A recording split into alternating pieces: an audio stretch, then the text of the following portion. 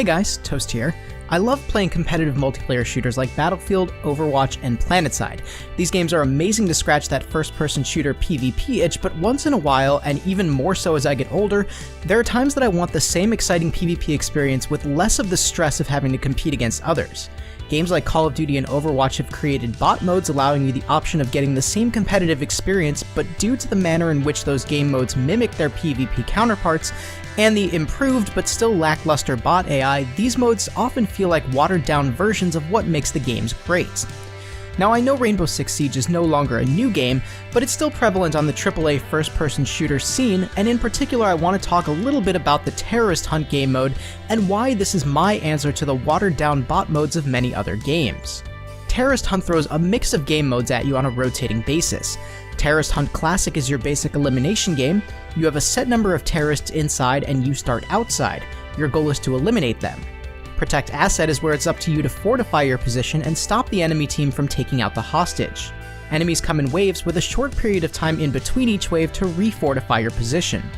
Hostage Extraction is essentially the opposite of Protect Asset, where it's up to you to breach a location, locate the hostage, and get them to an extraction zone without either you or them getting killed. And then finally you have Disarm Bombs, where you have 2 bomb locations and a diffuser. It's your job to defuse the 2 bombs while loads of enemies do their best to stop you. Terrorist Hunt gives you an option of facing the bots by yourself, playing with a couple friends, or even matchmaking with other random players.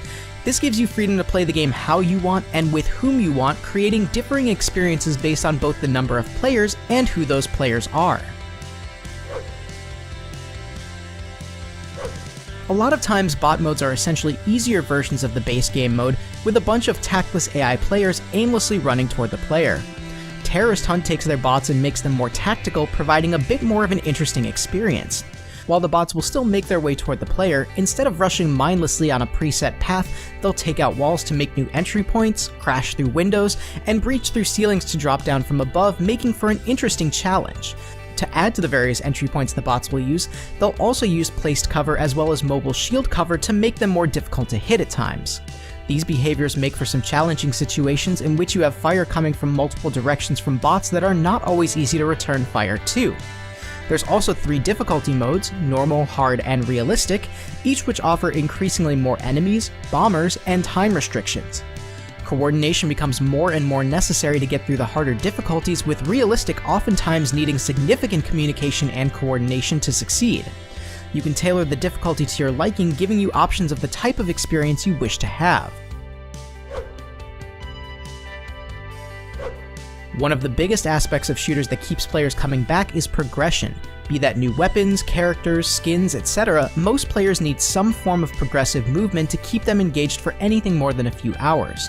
Terrorist Hunt nails this as they allow you the full range of multiplayer progression available in the PvP modes. Because everything in the game is based on an earned currency economy, you can purchase whatever you want when you want. Anything you want that you could normally earn in PvP game modes can be earned by playing Terrorist Hunt. Despite not playing against real players, you can still reap the benefits of finally being able to afford a certain operator that you wanted, or to try a new weapon skin that you think is really cool looking without having to play the PvP if you don't want to. By giving players the same freedom and unlocks that they have in PvP, Ubisoft has effectively created a game that can be as rewarding to players who prefer PvE as those who prefer PvP, something that not many first-person shooters have achieved.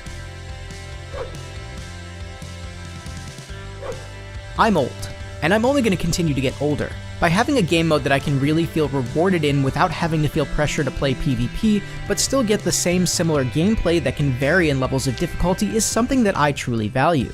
I still love PvP games and I'll continue to play them frequently, but it's nice to have the option when I'm just not feeling the PvP and want to enjoy a first-person shooter experience with some friends. Regardless of one's reasoning for wanting it, the PvE mode present in Rainbow Six Siege delivers a really enjoyable and malleable experience to those looking for it, while not making them feel any less successful for wanting it. Hats off to Ubisoft for accomplishing this. Now I want to know how you feel about Terrorist Hunt. Do you think it provides a great experience, or do you think that there are other games that do it better? Let me know in the comments. If you liked the video, please leave a like, and if you want to see more content, please subscribe. Thank you guys so much for watching. This is Toast, and I'll talk to you soon.